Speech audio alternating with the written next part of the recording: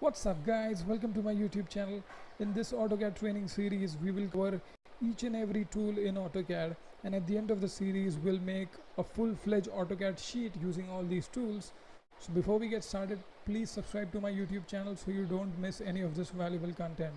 Without further ado, let's get started.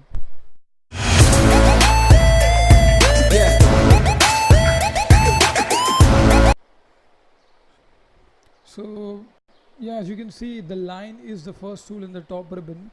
You can go ahead and select it by hovering the mouse over it and clicking the left mouse button, or you can use the line shortcut command, which I would highly recommend. The shortcut command for line is L followed by a spacebar. There it is.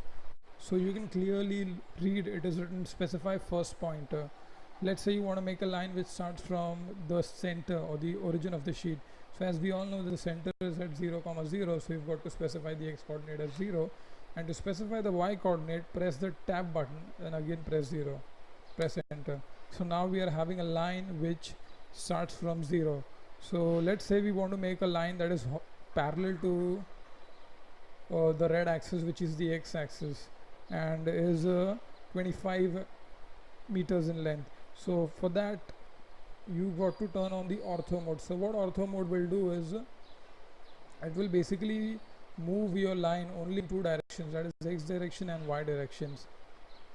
So that will make sure that the lines which you're drawing are perfectly horizontal or vertical. You turn on the ortho mode by clicking over this perpendicular icon, or pressing the F8 key. F8 key is the shortcut. So let's say we want to make a line that is 25 meters in length.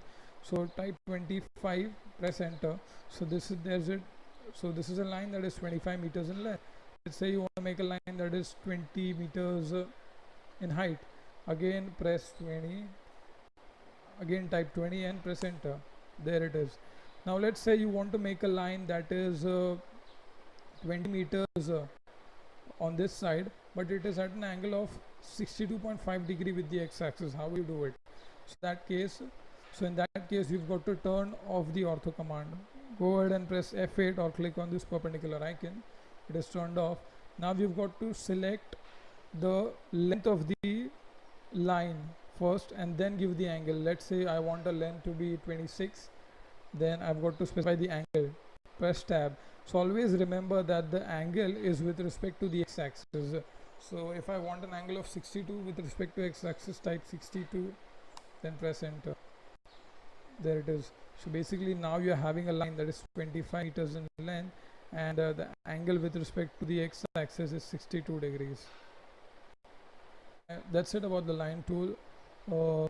Adjacent to the line tool is a polyline tool. So the basic difference between line tool and polyline tool is the polyline tool allows you to create lines by just selecting the tool for once. So I've selected the polyline tool and I can make n number of lines without going again and selecting the line tool. So believe me guys, 90% of the time you'll be using the line tool.